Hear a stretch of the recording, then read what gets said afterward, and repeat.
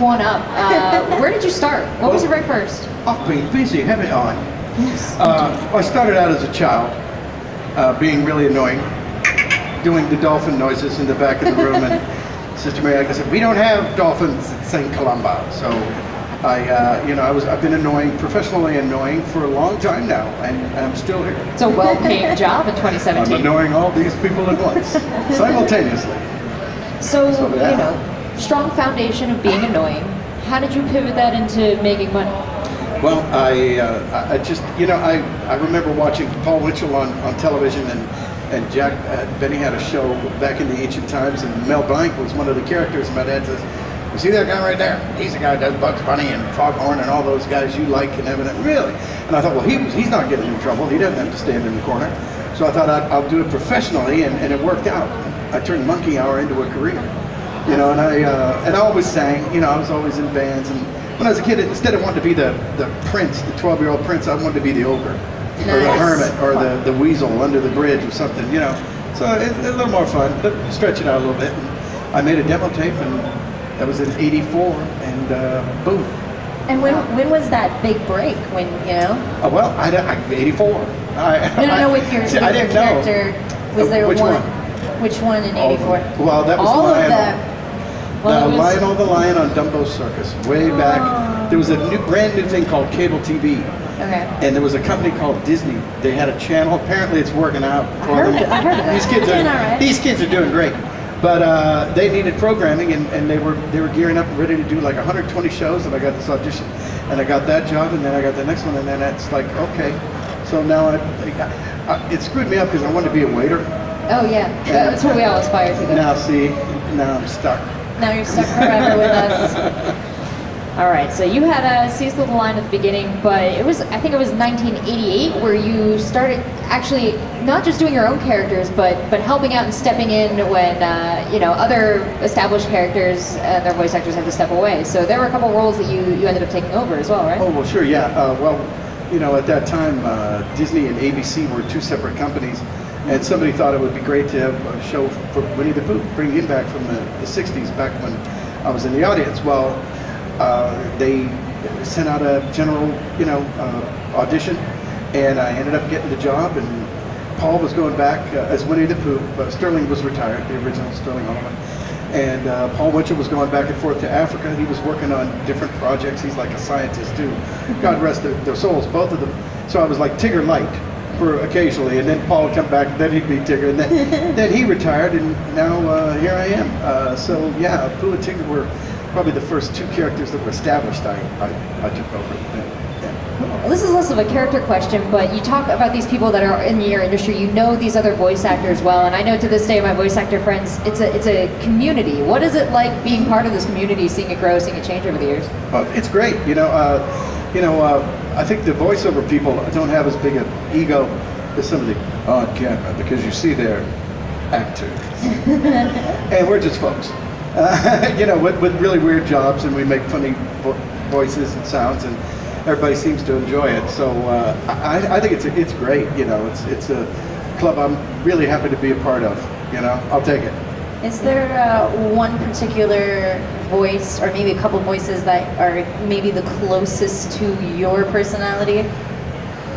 Probably Darkwing Ducks, probably, because I'm sort of a sarcastic guy, and I am the terror that flaps in the night.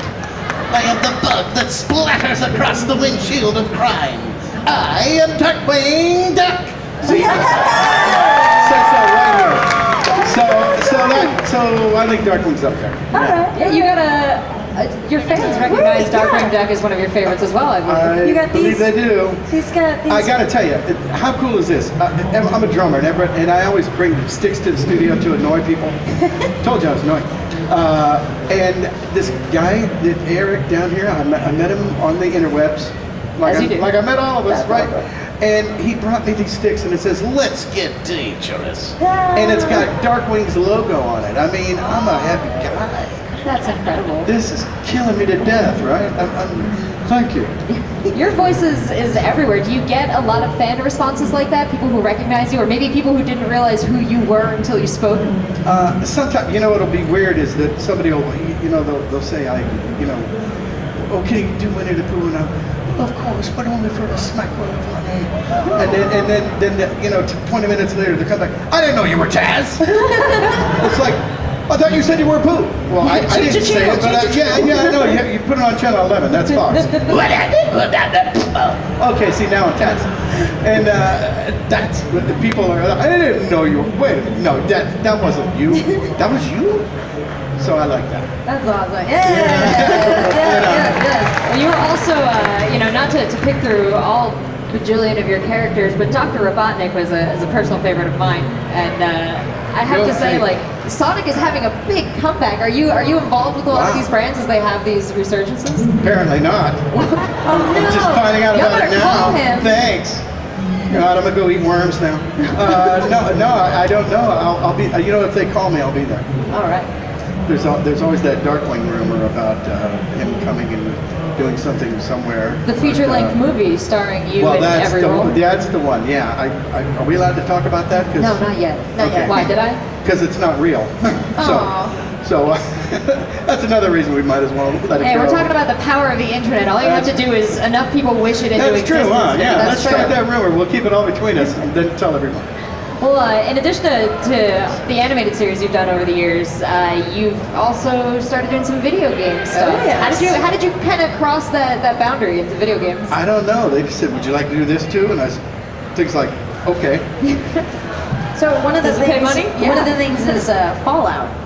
Yes, So, and you know, it's weird with video games because everybody's more familiar with them than I am. Because when you do video games, you don't even have the other cast members there. Like you don't. Sure. Sometimes you do in regular shows, but this is just you and a stack of paper sitting there going, "We'd better run. We'd better not run. Let's just sit. Time to stand up." And you know, and then you, I'm sorry, we're on line 714. Okay.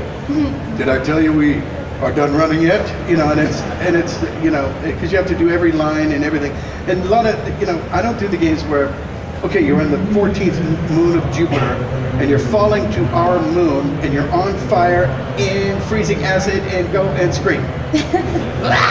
You know, and I just, then you can't talk at the end of the day. So I want to be the guy sitting around a campfire going, I'm the guy sitting around the campfire. Look at this poor bastard coming out of the sky.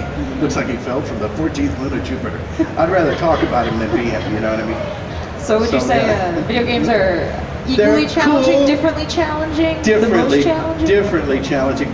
No, they're not the most challenging because you're only channeling a little emotion for like 8 words at a time, unless you're doing stories. And that's why I want to be the guy sitting around the fire. Well, what has been your most challenging role then?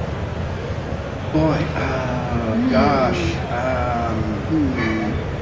I don't know. All of them or none of them. So I don't think of it as I never did think of it as like work, but it's definitely challenging. But you know, whenever they're not really 100% sure where they want to go with the character and everything, and it's not a challenge so much as it is a thrill to get to contribute to that and push the story along and everything. There's, you know, that's happened in Clone Wars, and well, with Darkwing for sure, and sometimes with Pooh and Tigger. And I just like that when they let you kind of ad lib and do everything, like in Princess and the Frog. I remember. I guess an example would be when Ray got. You remember when I got shot out of that man's nose and a wad of snot, don't you? Right? Anyway, you know, the line was he smacked up Ray from Princess. Did anybody see this movie? No, of course, we got Disney fans. I got smacked up against the thing, and the line was, "Oh man, that's gonna leave a mark in the morning." That's not all that funny. So instead, I said, "Oh, I think I done chipped my favorite tooth."